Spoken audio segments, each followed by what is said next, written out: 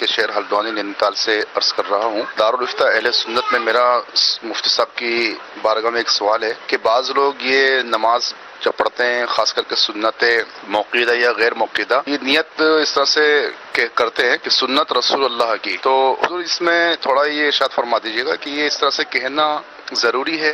جزاک اللہ خیرہ۔ السلام علیکم وعلیکم السلام ورحمۃ اللہ وبرکاتہ۔ اس کا تلفظ بھی آپ ارشاد فرما دیجیے گا جو سنت کا انہوں نے کہا۔ دیکھیں، اس میں عام طور پہ پوچھے جانے والے دارالفتہ میں بھی سوالات میں ایک سوال یہ بھی شامل رہا ہے، لوگ پوچھتے ہیں، فون پہ بھی پوچھتے ہیں، کتابوں میں بھی فتاوی میں علماء اہل سنت کے یہ اس طرح کا سوال ملتا ہے ٹھیک کہ لوگوں میں یہ کنفیوژن ہے کہ اب سنت نماز جو ظہر سے پہلے کی 4 سنتیں ہو گئیں، 2 رکعت بعد کی ہو گئیں، عصر سے پہلے عشاء سے پہلے کی 4 سنتیں اور عشاء کے بعد مغرب کے بعد کی 2 سنتیں، تو ان کی ادائیگی میں کیا نیت کریں؟ اب جیسے یہ کہنا ہے کہ مثال کے طور پہ ظہر کی نماز کی 4 رکعت سنت کی کوئی نیت کرے تو یہ کہ نیت کرتا ہوں 4 رکعت سنت قبلیہ ظہر سنت رسول اللہ کی یا سنت واسطے رسول اللہ کے، تو اصل میں یہاں پہ تھوڑا عوام جو ہے نا وہ کنفیوژن کا شکار ہو جاتی ہے۔ ٹھیک ہے، سنت رسول اللہ کی اس کا معنی یہ ہے کہ میں جو 4 رکعت فرض 4 رکعت سنت ظہر سے پہلے پڑھ رہا ہوں جس کو سنت قبلیہ کہتے ہیں، تو یہ نبی کریم رؤوف الرحیم صلی اللہ تعالی علیہ وسلم کے طریقہ کار میں سے اور آپ کی سنتوں میں سے ایک سنت یہ ہے کہ آپ ظہر کے 4 رکعت فرض ادا کرنے سے پہلے 4 رکعت سنت بھی پڑھا کرتے تھے۔ صحیح، تو سنت رسول اللہ کی یعنی حضور کی سنتوں میں سے ایک سنت یہ ہے کہ ظہر کے 4 فرض پڑھنے سے پہلے 4 رکعت سنتیں پڑھا کرتے تھے، 4 رکعت پڑھا کرتے تھے، اس کو ہم سنت کہا کرتے ہیں، فرض کے علاوہ ہے۔ تو اب یہ نیت میں بعض لوگوں نے اس کو کہ سنت رسول اللہ کی، وہ یہ سمجھے کہ سنت رسول اللہ کے لیے۔ صحیح، تو نماز چاہے نفل ہو، فرض ہو یا واجب ہو، یہ تمام کی تمام نمازیں اللہ ہی کے لیے ہیں، صحیح، بطور عبادت یہ اللہ ہی کے لیے پڑھی جائیں گی۔ ٹھیک ہے، ان صلاتی و نسکی و محیایا و مماتی للہ رب العالمین، نماز اللہ ہی کے لیے پڑھی جائے گی، بے شک بے شک، قربانیاں اللہ ہی کے لیے کی جائیں گی۔ لیکن اب یہ جو 4 رکعت سنت جو کہا جاتا ہے تو اس کا معنی یہ نہیں ہے کہ سنت حضور کے لیے پڑھی جاتی ہے، صحیح ہے، حضور کی عبادت کی جاتی ہے، تو ایسا نہیں ہے۔ نہیں ہے، سنت رسول اللہ کی کا مطلب یہ ہے کہ 4 رکعت پڑھنا ظہر کے فرضوں سے پہلے یا ظہر کے فرضوں کے بعد 2 رکعت سنت پڑھنا، یہ حضور صلی اللہ تعالی علیہ وسلم کے طریقہ کار میں سے ایک طریقہ ہے، ایک سنت ہے۔ تو یوں سنت رسول اللہ کی ہے، تو نیت کرنے میں یہ الفاظ شامل کرنا یہ ضروری نہیں ہے۔ کیا نیت کریں اگر اتنا بھی کافی ہے کہ میں 4 رکعت سنت قبلیہ پڑھ رہا ہوں، ٹھیک ہے، اور واضح ہے کہ آپ ظہر سے پہلے ہی فرضوں سے پہلے آپ ایک نماز پڑھنے کی جگہ پہ آ چکے ہیں اور اس وقت آپ کے ذہن میں اتنا کافی ہے کہ میں 4 رکعت سنت قبلیہ پڑھ رہا ہوں، صحیح، یا میں 4 رکعت سنت پڑھ رہا ہوں، قبلیہ بھی نہ کہیں تو یہ پتہ ہے کہ آپ ظہر سے فرضوں سے پہلے کی ہی سنت پڑھ رہے ہیں۔ تو ایسی سنت بادیہ پڑھ رہے ہیں تو بادیہ میں بھی اتنا ہی نیت کافی ہے کہ میں 2 رکعت سنت ادا کر رہا ہوں۔ تو اس میں یہ کہ سنت رسول اللہ کی صلی اللہ علیہ وسلم یہ کہنے کی حاجت نہیں ہے، صحیح، کیونکہ پتہ ہے کہ فرض کے بعد جو 2 رکعت پڑھی جا رہی ہے یا فرضوں سے ظہر کے پہلے 4 سنت پڑھی جا رہی ہیں، تو یہ کس نے سکھایا؟ ٹھیک ہے، یہ نبی کریم صلی اللہ تعالی علیہ وسلم نے سکھایا ہے، تو اسی اعتبار سے اس کو حضور کی سنتوں میں سے ایک سنت قرار دیا گیا ہے۔ اچھا، سنت مؤکدہ ہے مؤکدہ ہے تلفظ اس میں یہ کہ سنت مؤکدہ یہ نہیں ہے، کاف کے اوپر زبر ہے، سنت مؤکدہ اس طرح پڑھا جائے گا۔ جی مزید کالس لیں گے۔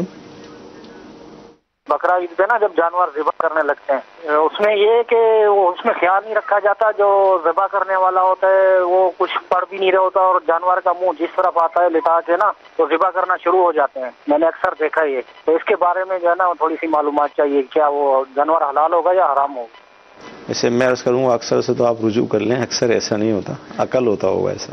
مطلب اس میں کہ اس طرح کے مشاہدات جس طرح ہو رہے ہیں تو چونکہ علم کی کمی ہے، بہت ساری چیزوں میں سنتوں کا لحاظ نہیں رکھا جاتا، مستحبات کا لحاظ نہیں رکھا جاتا، تو جانور کو جب ذبح کیا جا رہا ہو تو جانور کا جو چہرہ ہے، جو اس کا سینہ ہے، جس کو ہم کہیں گے دوسرے لفظوں میں اس کا رخ، وہ قبلے کی طرف ہونا چاہیے۔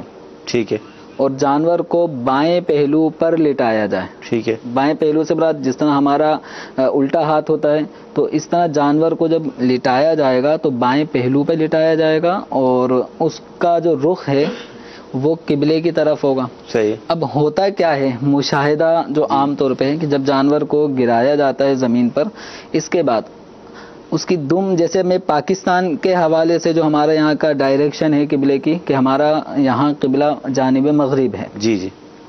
مشرق کی طرف نہیں ہے. مشرق اب یہ ہوتا کیا ہے جانور کو لٹایا جائے گا لٹاتے ہیں لوگ اور اس کی دم والا حصہ وہ مشرق کی طرف کر دیتے ہیں. صحیح. اور جانور کو لٹانے کے بعد اس کی جو گردن والا حصہ کھینچ کے قبلے کی طرف کر دیتے ہیں. اس کی ٹانگیں ہمارے یہاں سے شمال کی طرف کر دیتے ہیں. تو لوگ یہ سمجھتے ہیں کہ یہ ہے قبلے کی طرف منہ کرنا. صحیح. ایسا نہیں ہے. جانور جب کھڑا ہوتا ہے صحیح اصل جو پوزیشن ہے جانور جب کھڑا ہوتا ہے تو اس کا سینہ کس طرف ہوتا ہے جہاں پہ اس کی ٹانگوں کا رخ ہے. صحیح. جہاں پہ اس کی ٹانگوں کا رخ ہے اس کا سینہ اسی طرف ہے. صحیح. تو اب جانور کا رخ ہم نے قبلے کی طرف کرنا ہے تو جانور کے جو قدم ہیں صحیح جانور کے جو قدم ہیں وہ جب قبلے کی طرف ہوں گے صحیح تو اس کا سینہ قبلے کی طرف ہو جائے گا. ٹھیک ہے. اب رہا اس کی گردن جب آپ پھیلائیں گے اور اس کو کھڑی کر کے اس کی کھال کو جب کاٹنے والی پوزیشن بنے گی تو یوں پاکستان کے حوالے سے جانور کی جب پیٹھ مشرق کی طرف ہوگی تو اس کا سینہ کہاں پہ ہوگا قبلے کی طرف ہوگا. اس انداز میں الٹی کروٹ پہ اس کو گرانا ہے کہ اس کا جو سر ہے وہ جنوب کی طرف ہو. صحیح. اس کے پونچھ والا حصہ شمال کی طرف یا آسان لفظوں میں ہے کہ جانور کی پیٹھ مشرق کی طرف ہو اور اس کے قدم اس کا سینہ قبلے کی طرف ہو جائے گا مغرب کی طرف ہو جائے گا. تو یہ پوزیشن ہے جانور کو مسنون اور مستحب طریقے کے مطابق ذبح کرنے کی. اب یہ ہے کہ کوئی پڑھتے نہیں ہیں تو بس اوقات نہیں پڑھنا آتی لوگوں کے پاس دعائیں عام طور پہ پرچہ قربانی کے وقت غائب ہو جاتا ہے وہ ملتا نہیں ہے. تو امیر اہل سنت دامت برکاتہم العالیہ کا جو رسالہ ہے ابلغ گھوڑے سوار صحیح تو اس کے اندر یہ دعا بھی مذکور ہے. صحیح. تو انہوں نے سائل نے گویا توجہ دلانا چاہیے کہ جب قربانی ہو رہی ہے تو کچھ دعاؤں کا بھی اہتمام ہونا چاہیے.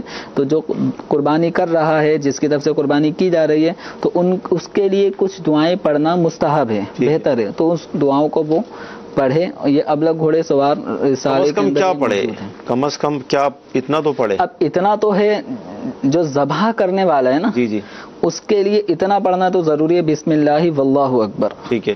تو یہ پڑھے بغیر تو جانور حلال نہیں ہوگا. صحیح. تو اللہ تبارک و تعالیٰ کے نام پر جانور کو ذبح کرنا ہے. اس سے پہلے کی جو دعائیں ہیں جیسے انی وجہت وجہی للذی فطر السماوات والارض حنیف تو وہ جو دعائیں ہیں یہ اگر کسی کو یاد نہیں بھی ہے صحیح تو اس میں حرج نہیں ہے. اسی طریقے سے اللہم تقبل منا یا منی اس طرح کر کے دعا ہوتی ہے کہ یہ میری اور فلاں فلاں کی طرف سے قبول فرما. یہ اگر کسی کو یاد نہیں ہے تو قربانی میں کوئی حرج واقع نہیں ہوگا.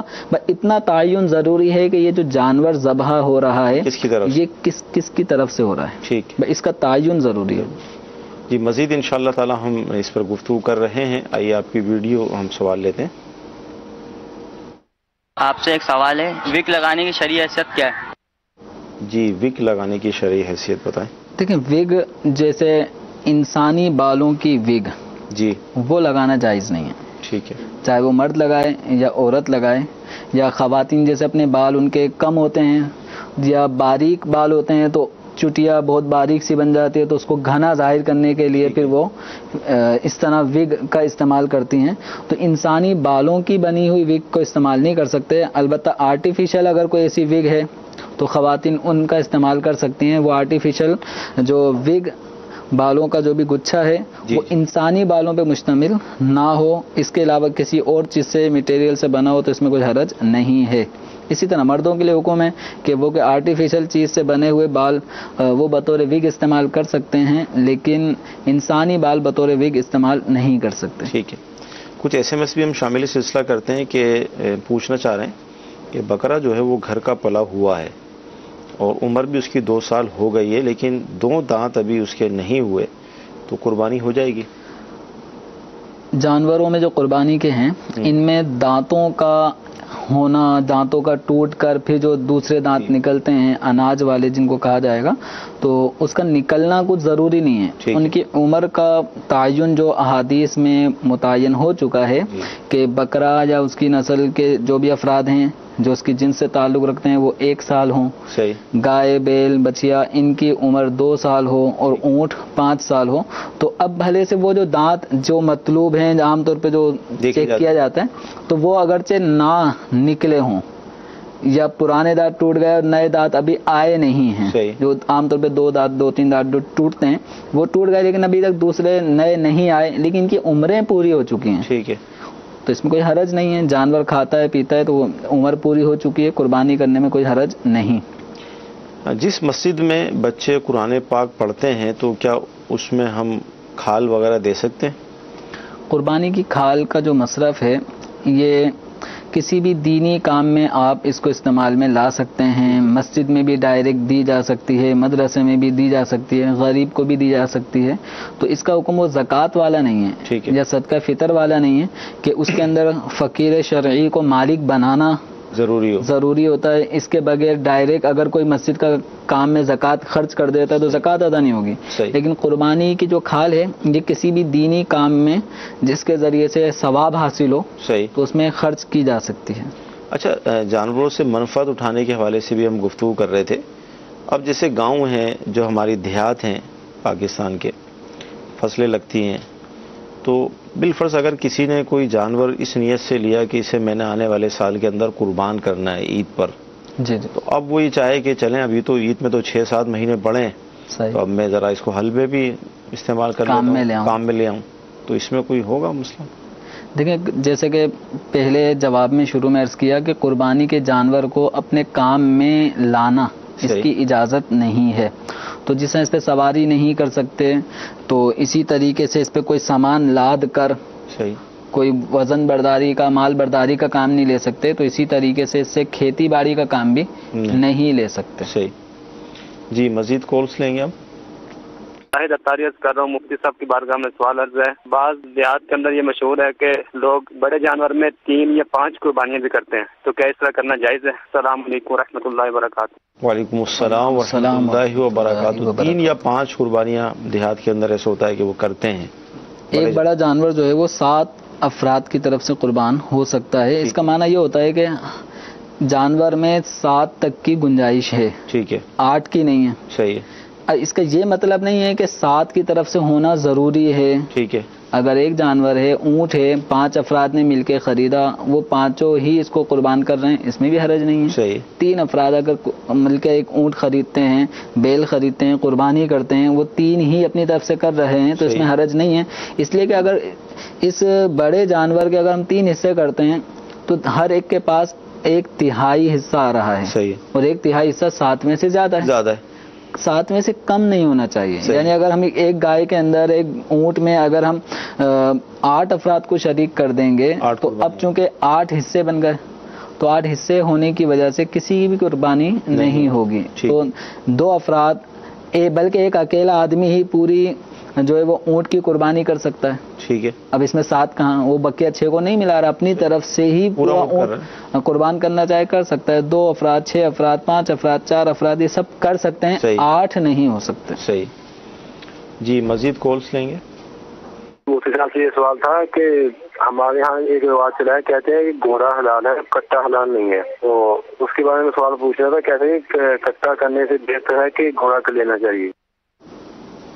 جی, عام طور پہ کٹا جو ہے وہ بھینس کا جو نر ہوتا ہے اس کو کٹا کہا جاتا ہے. اور کٹا بھی غالباً یہ اس وقت تک جب تک چھوٹا ہوتا ہے تو اس وقت تک اس کو کٹا, اس کے بعد پھر یہ بھینسا ہی شمار ہوتا ہے. تو اب یہ کہنا کہ کٹے کو ذبح نہیں کر سکتے, کٹا حلال نہیں ہے, یہ غلط بات ہے. صحیح. بھینس کا بچہ چاہے وہ نر ہو یا مادہ یہ حلال ہے, حلال جانوروں میں سے ہے. رہا معاملہ قربانی کا, تو کٹا عام طور پہ چھوٹے بچے کو کہا جاتا ہے. اگر وہ 2 سال کی عمر سے کم ہے, بھینس کا بچہ 2 سال سے عمر اس کی کم ہے, تو قربانی نہیں کر سکتے, لیکن وہ حلال ہے, ذبح کر دیا گیا تو اس کا گوشت کھایا جا سکتا ہے. رہا یہ معاملہ کہ گھوڑا حلال ہے اور کٹا حلال نہیں ہے, تو یہ جو بھی حکم بیان کر رہا ہے یہ غلط بیان کر رہا ہے. صحیح. تو گھوڑے کا کھانا فقہ حنفی میں امام اعظم رحمۃ اللہ علیہ کے نزدیک مکروہ تحریمی ہے. ٹھیک ہے. تو گھوڑے کو نہیں کھایا جائے گا. اگر مطلب گھوڑا ان حرام جانوروں میں سے نہیں ہے. صحیح. جیسے کہ درندے ہو گئے، کتے، بلے اور ہاتھی وغیرہ، گھوڑا اس طرح کے جانوروں میں نہیں ہے. یہ ہے حلال جانوروں میں سے، لیکن اس کو قربان کرنا، اس کو ذبح کرنا قربانی کے علاوہ، قربانی میں تو ہے ہی جائز نہیں ہوگا، لیکن اس کے علاوہ بھی اس کا گوشت کھانا یہ مکروہ ہے تحریمی ہے، اس سے بچنے کا حکم ہے. اچھا، بھینس جیسے اس کا دودھ تو ظاہر پیا جاتا ہے، ہم لوگ پیتے بھی ہیں، اس کے گوشت کے حوالے سے کیوں مطلب کراہیت، جیسے کٹا یا جو ابھی آپ نے وضاحت کی، تو کیوں ہوتی ہے اس طرح؟ اب غالباً اس کے ہر جانور کے اپنے گوشت میں کچھ لذت، ذائقہ، ایک ری ایکشن اور اس طرح کی چیزیں ہوتی ہوں گی. تو غالباً شرن حلال ہے. جس طرح بکرے کا گوشت ہے وہ زیادہ لذت والا سمجھا جاتا ہے بمقابلہ بڑے گوشت کے مقابلے میں. اونٹ کے گوشت کی طرف اتنا میلان نہیں ہوتا جتنا بڑے کے گوشت کی طرف میلان ہوتا ہے، اس سے زیادہ بکرے کی طرف ہوتا ہے. اور بھینس کے گوشت کی طرف مطلب اس کو خاص ویلیو حاصل نہیں ہے، لیکن ہماری کثیر قصاب کی دکانوں پہ یہ بھینس کا گوشت، کٹے کا گوشت بک رہا ہوتا ہے، اور جو پہچان جن کو نہیں ہے تو وہ لے رہے ہوتے ہیں. چلیں، یہ ایک الگ موضوع ہے، اور ظاہر ابھی ہم ایسا نہ ہو کہ کہیں اور نکل جائیں، اور آپ کی کالس بھی ہیں. جامعۃ المدینہ کے طلباء کرام بھی ہمارے ساتھ سلسلے میں ہوتے ہیں. آئیے دیکھتے ہیں کہ یہ کیا سوال کر رہے ہیں. مفتی صاحب کی بارگاہ میں میرا یہ سوال ہے کہ اگر کسی نے قربانی کے لیے جانور لیا اور قربانی کے وقت سے پہلے اس کی ایسی حالت ہو گئی کہ اس کو قربانی سے پہلے ذبح کر دیا، تو اب اس جو جانور لے کر آیا تھا اس پر نیا جانور لینا واجب ہے یا نہیں؟ اور یہ جو جانور ذبح کیا گیا اس کی گوشت کا کیا حکم ہے؟ جی کیا فرما رہے ہیں؟ دیکھیں، اس صورت میں یہ ہے کہ جانور اگر بیمار ہو گیا، اور ایسا بیمار کہ جو قربانی جس بیمار جانور کی شریعت نے ناجائز قرار دی ہے، اب وہ درجے کا بیمار ہو گیا جس کو قریب المرگ سمجھو کہا جا سکے، تو ایسی صورت میں اب اس جانور کو ایسی حالت میں ہی چھوڑ دیں کہ مر رہا ہے تو مر جائے، تو یہ ایک مال ضائع ہو رہا ہے. ٹھیک ہے، اسراف کی صورت بن جائے گی. تو اب اس کو مرنے سے پہلے اس کو ذبح کیا جا سکتا ہے، کرنا چاہیے. ذبح کر دیا. اب سوال ان کا یہ کہ کیا اب نیا جانور کیا قربانی کے لیے لایا جائے گا؟ تو اگر یہ آدمی شریف فقیر تھا جس کے اوپر قربانی واجب نہیں تھی، محبت ذوق شوق سے اس نے ایک جانور خریدا تھا، لیکن قربانی سے پہلے ہی اس کی حالت مرنے جیسی ہوئی تو اس نے ذبح کر دیا، تو اب اس جانور کو یہ صدقہ کر دے گا، اس کا گوشت صدقہ کرے گا، اس کے گوشت کو استعمال میں نہیں لائے گا، اور اس کے اوپر نیا جانور واجب نہیں. کیونکہ غریب فقیر، شریف فقیر جب کوئی جانور خریدتا ہے تو اس پر اسی جانور کی قربانی لازم ہوتی ہے. اگر وہ قربانی کر لے تو اس کا جو واجب اس نے اپنے ذمے لیا وہ ادا ہو جاتا ہے، اور اگر وہ واجب ادا نہیں کر پا رہا، جیسے کہ یہ کنڈیشن کے قربانی کے دنوں سے پہلے اگر کسی نے جانور ذبح کر دیا تو وہ قربانی نہیں کہلاتی. ٹھیک ہے. شریف فقیر پہ چونکہ قربانی واجب نہیں تھی تو مزید کوئی نیا جانور لانا اس کے ذمہ لازم نہیں. اگر یہ غنی تھا جس نے جانور خریدا تھا اور اس کا جانور قریب المرگ ہونے کی صورت میں ذبح کر دیا گیا، تو غنی اس کے بعد بھی اگر وہ غنی ہے، یعنی جانور لانے کے بعد بھی اس کے بعد اتنا مال ہے جو صاحب نصاب، حاجت اصلیہ سے زائد ہے، قرض وغیرہ سے فارغ ہے، گویا قربانی کے وجوب کی شرائط اب بھی پائے جا رہے ہیں، تو اس کو قربانی کا جانور نیا لانا ہوگا. اور قربانی کا جانور لائے یا حصہ ڈالے تو اس کو یہ کرنا ہوگا. ٹھیک ہے جی. ویڈیو سوال دیجیے. مفتیان اکرام سے میرا سوال ہے کہ کمرشل جگہوں پر گھریلو بجلی کا استعمال کیسا ہے؟ جی کیا فرماتے ہیں؟ دیکھیں، قانون جب بنا ہے کہ کمرشل یوز جو دکانیں، مارکیٹ وغیرہ ایریاز ہوتے ہیں تو ان میں جو بجلی دی جاتی ہے تو یہ کمرشل اس کا ایک بل ہوتا ہے جو عام طور پہ رہائشی گھروں میں جو بجلی فراہم کی جاتی ہے اس کے مقابلے میں اس کا ریٹ زیادہ ہوتا ہے، اس کا یونٹ غالباً ڈبل ہوگا یا زیادہ ہوتا ہے. تو اب یہ کمرشل استعمال میں بجلی کا بل، یہ بجلی یوز کر رہے ہیں گھر کی کنڈا تار ڈال کے، اور استعمال کمرشل کوئی کمپنی لگائی ہوئی ہے، کوئی مل کھولی ہوئی ہے، فیکٹری لگائی ہوئی ہے، تو ایسی صورت میں یہ غیر قانونی طریقہ ہے، اس کی اجازت نہیں ہے، ناجائز طریقہ ہے. ٹھیک جی. مزید کالس لیں گے ہم. میرا یہ سوال ہے، یہ قربانی کے حوالے سے ہے۔ بتاتے ہیں کہ 52 تولہ چاندی اور 7.5 تولہ سونا۔ اب یہ ہے کہ 52 تولہ چاندی پہ ہو جاتی ہے قربانی اور 7.5 تولہ پہ قربانی ہوتی ہے، تو یہ 7.5 تولہ تو تقریباً 52 تولہ چاندی سے کافی زیادہ ہے۔ اس کی مجھے یہ بتا دیں کہ یہ کس طرح سے کیا ہے۔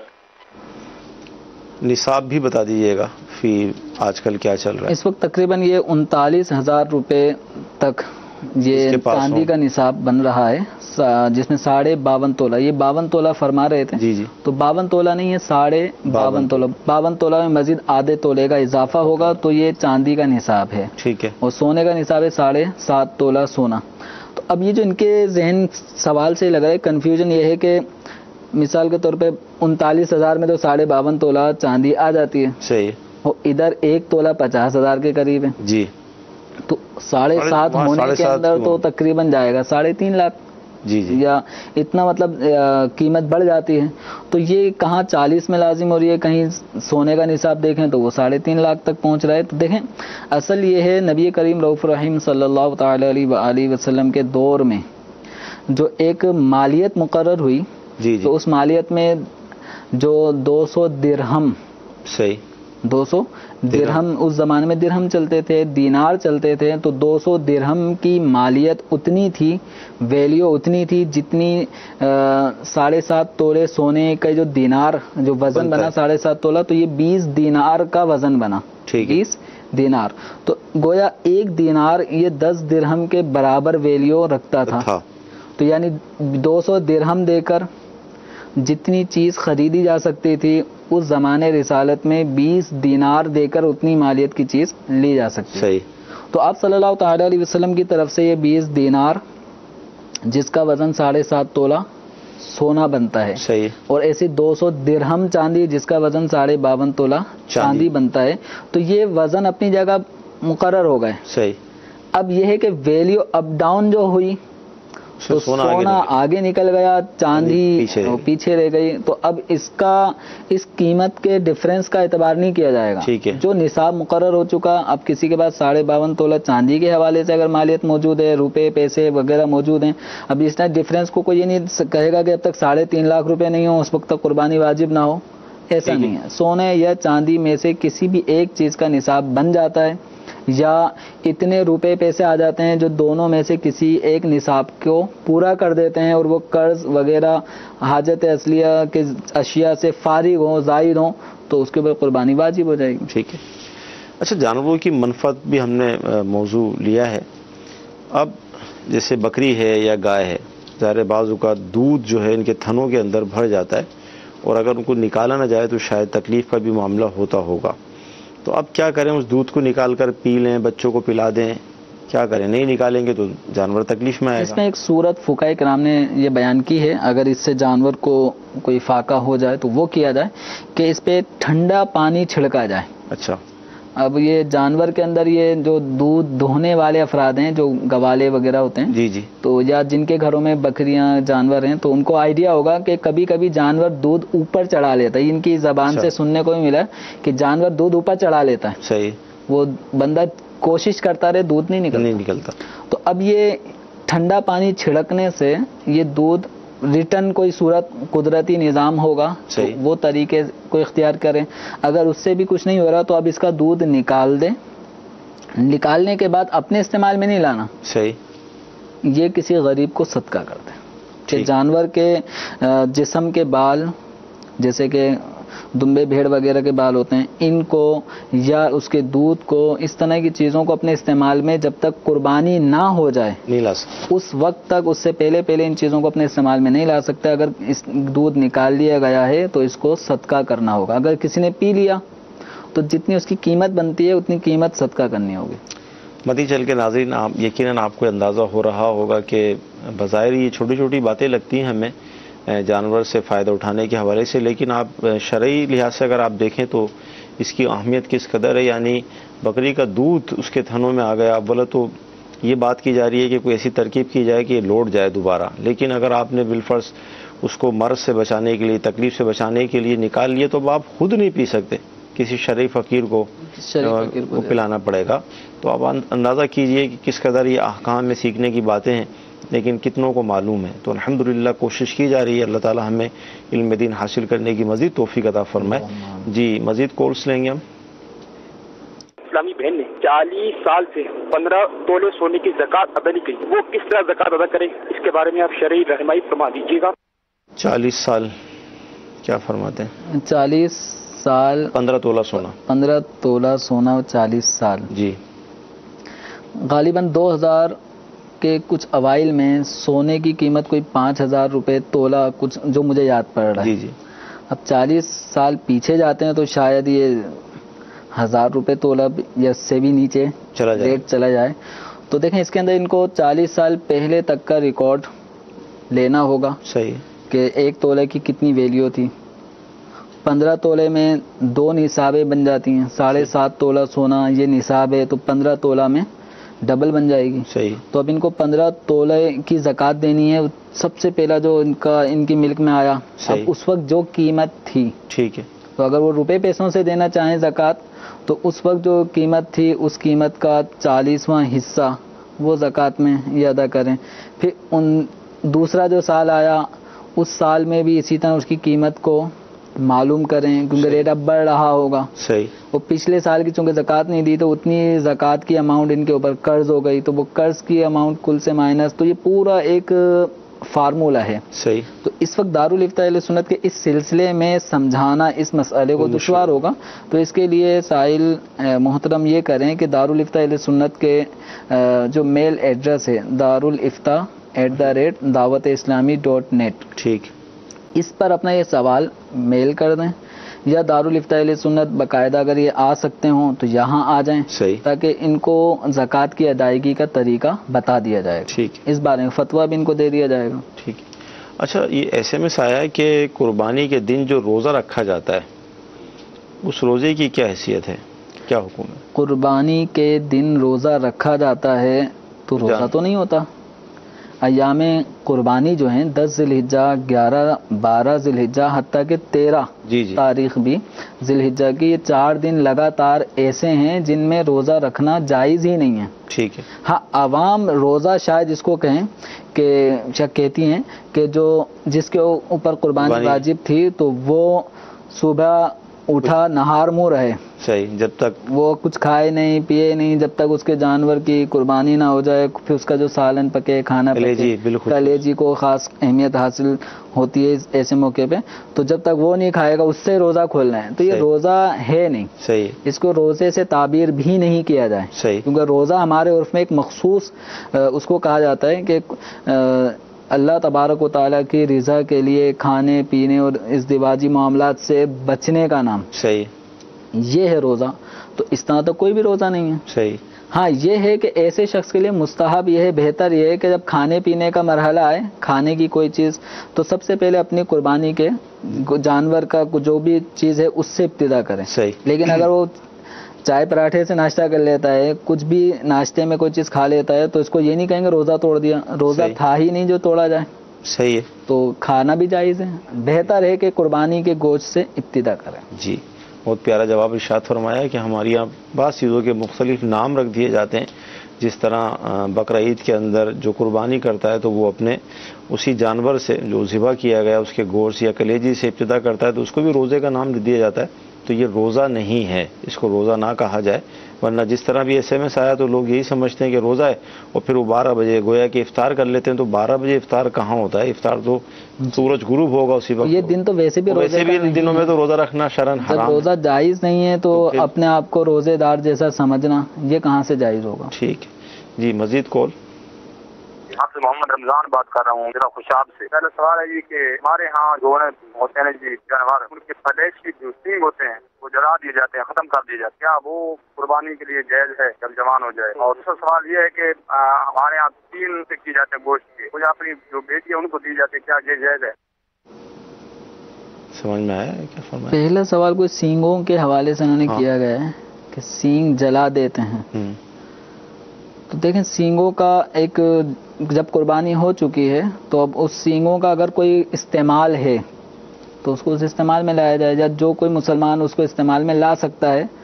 پہلے زمانے میں یہ جو سینگیں ہوتی تھیں یہ بچپن میں بتا رہے نکال کے جلا دیتے ہیں اس کو نا. سینگ کو نکال کے اس کا اوپر کا حصہ سینگ والا جلا دیتے ہیں، لیکن وہ جب جوان ہوتا ہے تو نارمل ہو جاتا ہے وہ. مطلب وہ سینگیں گویا نکال دی ہیں. اب جب وہ جوان ہو گیا تو اس صورت میں اب وہ بغیر سینگ والے جانور کی طرح نظر آتا ہے. تو شرعی حوالے سے اس میں کوئی حرج نہیں ہے، ٹھیک کر سکتے ہیں. گوشت کے 3 اور گوشت کے جو 3 حصے پھر وہ بیٹیوں کو دیے جاتے ہیں. تو قربانی کا جو جانور ہے جو آپ نے کیا ہے اس کے مستحب 3 حصے کریں، ایک حصہ غریبوں کو، ایک دوستوں احباب کو، ایک اپنے گھر والوں کے لیے. تو اپنی بیٹیوں کو اگر آپ ایک حصہ پہنچا دیتے ہیں صحیح، تو شرعاً یہ بھی جائز ہے، اس کو ناجائز یا کوئی غیر شرعی معاملہ نہیں ہے. اچھا، قربانی کا جو گوشت ہے SMS یہ آیا ہے کہ اگر کسی کو پسند نہ ہو تو کیا یہ گناہ ہوگا؟ گناہ کی بات تو نہیں ہے، کیونکہ یہ بھی ایک کانسیپٹ ہے، تھوڑا بہت ہوگا یا زیادہ ہوگا واللہ عالم، کہ یار اس کی وہ لذت نہیں ہوتی جو عام دنوں میں گوشت ملتا ہے. دیکھیں طبیعتوں کا معاملہ ہے. مثال کے طور پہ اصلی گھی اور جو نقلی گھی جو اس وقت عام معروف ہے، صحیح، تو اصلی گھی کا مقابلہ تو کوئی نقلی جعلی گھی نہیں کر سکتا. لیکن جس کو جعلی گھی ہی لگا ہوا ہے بچپن سے، ٹھیک، اصلی گھی کا اگر کوئی کھانا اس کو دیا جائے، کوئی مٹھائی بنی ہوئی دی جائے تو اس کا معدے میں پرابلم ہو جاتی ہے، ٹھیک ہے، عادی نہیں ہوتا. تو اسی طرح پورے سال ہم جو بھی جانور کا گوشت حاصل کرتے ہیں، حلال جانوروں کا کھاتے ہیں، تو اب وہ کس نوعیت کا ہوتا ہے، کتنے گھنٹوں پرانا وہ ذبح شدہ، پھر وہ کمیلے سے چلا اور پھر بازار میں آیا، اس کی عمر بھی کتنی، عمر کتنی. اب یہاں جو جانور ہے وہ لازمی بات ہے، یہ عمدہ جانوروں کو شریعت نے جو مدت مقرر کی ہے 2 سال بڑے جانور کے لیے، گائے وغیرہ کے لیے، اونٹ کے لیے 5 سال، بکری اس کے لیے 1 سال، تو یہ ان کی ایسی بھرپور گویا جوانی والی عمر ہے. صحیح، اور تر و تازہ ہوتے ہیں، ان کا گوشت بھی تر و تازہ ہوتا ہے. تو اب ایسے موقع پہ چونکہ ایسا گوشت عام طور پہ ہمیں مارکیٹ سے ملتا نہیں، اب یہ گویا وہ اصلی گھی اور جعلی گھی والا معاملہ ہے. صحیح بات. تو اب ہمیں یہ کہ ٹیسٹ نہیں آ رہا، تو اصل میں ہمیں اچھے گوشت کھانے کا کبھی عادت پڑی نہیں ہے، اس لیے ہمیں اچھے گوشت کا لذت، اس کا ذائقہ وہ محسوس نہیں ہو رہا.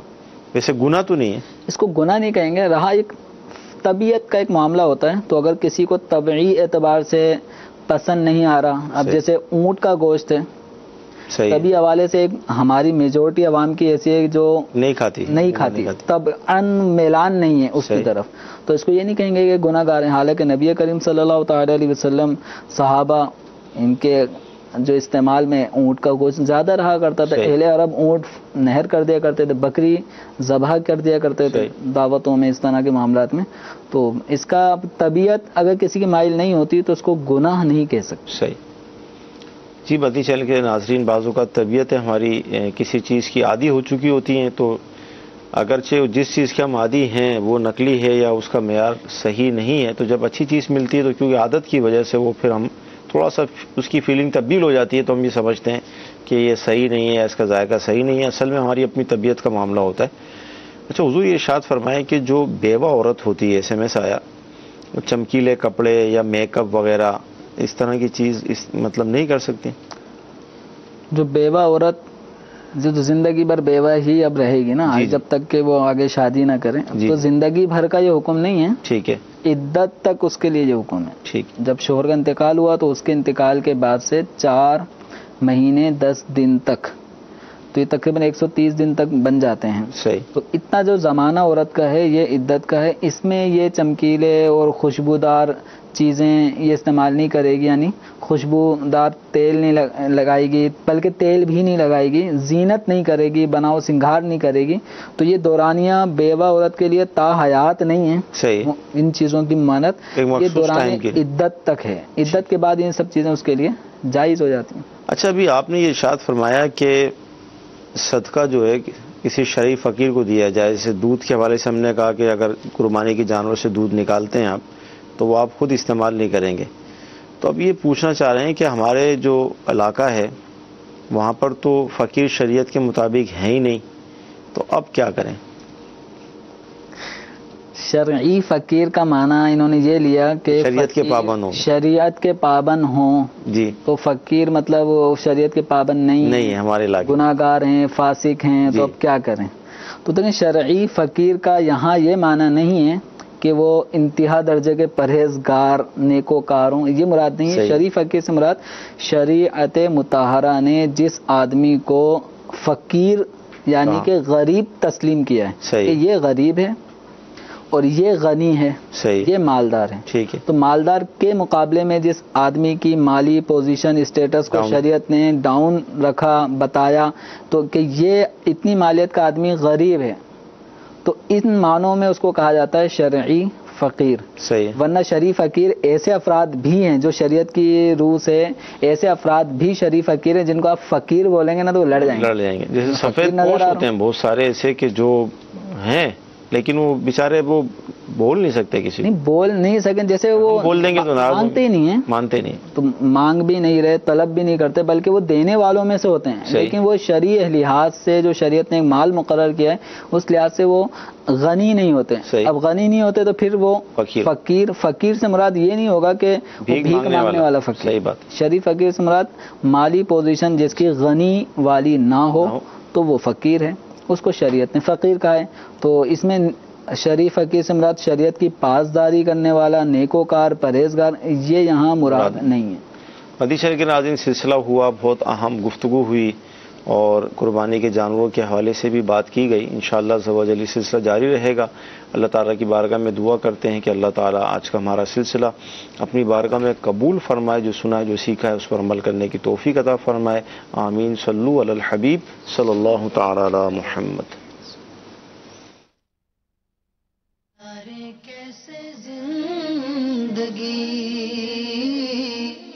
آؤ علماء سے پوچھ لے، آئے جو مشکل پیش کوئی، آؤ علماء سے پوچھ لے.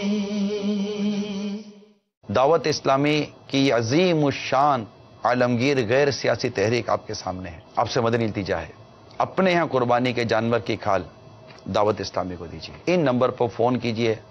اجتماعی قربانی میں آپ کو حصہ ملانا ہے یا آپ اپنے قربانی کے جانور کی کھالیں دینا چاہتے ہیں، دعوت اسلامی کے اسلامی بھائیوں کو یاد کیجیے اور دعوت اسلامی کے اسلامی بھائیوں کو آپ قربانی کے جانور کی کھال دیجیے. خود آپ کا یہ مدنی چینل جس میں کوئی آپ اشتہار نہیں دیکھتے، کروڑ روپے کے اخراجات ہیں. جامعۃ المدینہ جس میں سینکڑوں علماء، ٹوٹل تو شاید 10,000 یا 12,000 کے آس پاس ہیں اسلامی بہنیں جو پڑھ رہی ہیں، اور ٹوٹل جو عالم بن رہے ہیں جامعۃ المدینہ میں وہ 25,000 کے آس پاس ہیں.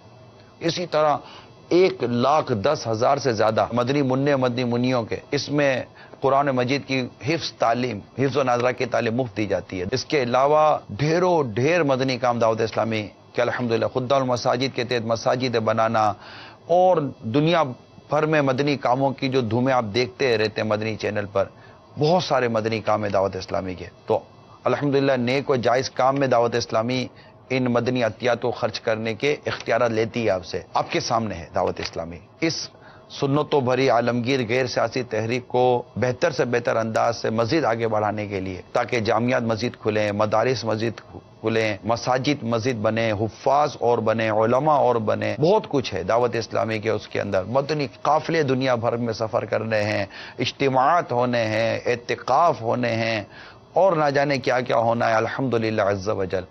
تو ان تمام تر مدنی کاموں کو، اور تقریباً 100 کے آس پاس تو شعبے دعوت اسلامی کے.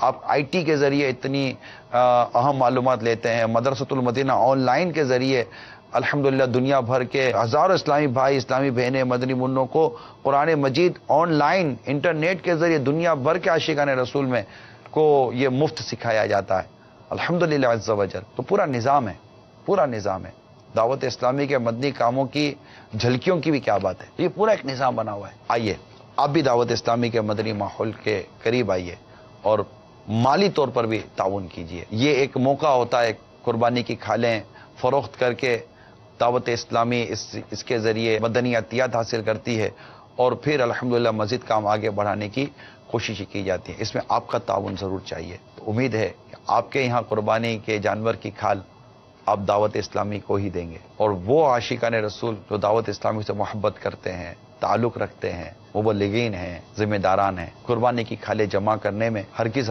سستی اختیار مت کیجیے گا. ابھی سے رابطے شروع کر دیں. ایک شریعت اور انتظامی اور جو بھی ایک قوانین ہیں اس کے دائرے کار میں رہتے ہوئے آپ قربانی کی کھالیں جمع کریں۔ عاشقان رسول متوجہ ہوں، باب المدینہ کراچی میں اذان عشاء کا وقت ہو چکا ہے۔ الصلاة والسلام عليك يا رسول الله وعلى آلك وأصحابك يا حبيب الله۔ عاشقان رسول متوجہ ہوں، براہ راست ہونے والی اذان سنتے ہی اللہ عز و جل کی رضا کے لیے گفتگو اور کام کاج روک کر اذان کا جواب دینے کی عادت بنائیں اور ڈھیروں نیکیاں کمائیں، مگر یہ اذان ریکارڈ شدہ ہے، اس کا جواب دینا ضروری نہیں۔ اللہ اکبر اللہ اکبر اللہ اکبر اللہ اکبر، اشہد ان لا الہ الا اللہ، اشہد ان لا الہ الا اللہ، اشہد ان محمد رسول اللہ، اشہد ان محمد رسول اللہ، حی علی الصلاة، حی علی الصلاة،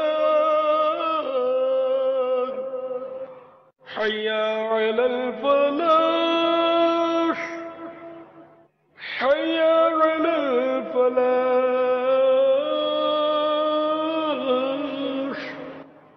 اللہ اکبر اللہ اکبر، لا الہ الا اللہ۔ الصلاة والسلام عليك يا نبي الله وعلى آلك وأصحابك يا نور الله۔ اللهم رب هذه الدعوة التامة والصلاة القائمة آت محمدا الوسيلة والفضيلة والدرجة الرفيعة وبعثه مقاما محمودا الذي وعدته وارزقنا شفاعته يوم القيامة إنك لا تخلف الميعاد برحمتك يا أرحم الراحمين۔ اے اللہ عز و جل، اس دعوت تامہ اور صلاۃ قائمہ کے مالک، تو حضرت محمد صلی اللہ تعالی علیہ وآلہ وسلم کو وسیلہ اور فضیلت اور بہت بلند درجہ عطا فرما، اور ان کو مقام محمود میں کھڑا کر جس کا تو نے ان سے وعدہ کیا ہے، اور ہمیں قیامت کے دن ان کی شفاعت نصیب فرما۔ بے شک تو وعدے کے خلاف نہیں کرتا، ہم پر اپنی رحمت فرما، اے سب سے بڑھ کر رحم کرنے والے۔ مغفرت کی بشارت۔ حضرت سیدنا انس رضی اللہ تعالی عنہ سے مروی ہے کہ نبی رحمت، شفیع امت، شہنشاہ نبوت، تاجدار رسالت صلی اللہ تعالی علیہ وآلہ وسلم نے فرمایا، جس نے نماز کے بعد یہ کہا تو وہ مغفرت یافتہ ہو کر اٹھے گا۔ سبحان اللہ العظیم وبحمدہ، لا حول ولا قوة الا باللہ۔ ترجمہ: پاک ہے عظمت والا رب، اور اسی کی تعریف ہے، اور اسی کی عطا سے نیکی کی توفیق اور گناہ سے بچنے کی قوت ملتی ہے۔ آپ اس مدنی پھول کو دعوت اسلامی کے اشاعتی ادارے مکتبۃ المدینہ کی مطبوعہ شیخ طریقت امیر اہل سنت دامت برکاتہم العالیہ کی مایہ ناز تالیف مدنی پنجسورہ کے صفحہ 159 تا 160 سے پڑھ کر مستفیض ہو سکتے ہیں۔ آپ اس کتاب کو دعوت اسلامی کی ویب سائٹ www.dawat-islami.net سے اردو کے ساتھ ساتھ مختلف زبانوں میں بھی ڈاؤن لوڈ کر سکتے ہیں۔ عائشہ، دعوت اسلامی کی مدنی خبریں دیکھیے، مگر ٹھہریے، پہلے اچھی اچھی نیتیں فرما لیجیے تاکہ ثواب بھی ملے۔ सल्लु अलल हबीब सल्लल्लाहु ताला अला मुहम्मद। फरमान मुस्तफ़ा सल्लल्लाहु ताला अलैहि वालैहि वसल्लम, नियतुल मुमिनी खैरुम मिन अमली, मोमिन की नियत उसके अमल से बेहतर है। अल्लाह अज़्ज़ वजल की रिजा पाने और सवाब कमाने की गर्ज से दावत इस्लामी की मदनी खबरें देखने से पहले अच्छी अच्छी नियतें फरमा लीजिए। दीन का काम करने वाली मदनी तहरीक दावत इस्लामी के बारे में मालूमात हासिल करूंगा। इसके जरिए मजीद मदनी माहौल में खुद को मजबूत करने की कोशिश करूंगा। जो इल्म दीन के मदनी फूल मिलेंगे उन पर अमल करने की कोशिश करूंगा। इबरत वाली खबरों के जरिए अपनी आखिरत को याद करूंगा। जहां जहां सल्लु अलल हबीब सुनूंगा, दुरूद शरीफ पढ़ूंगा।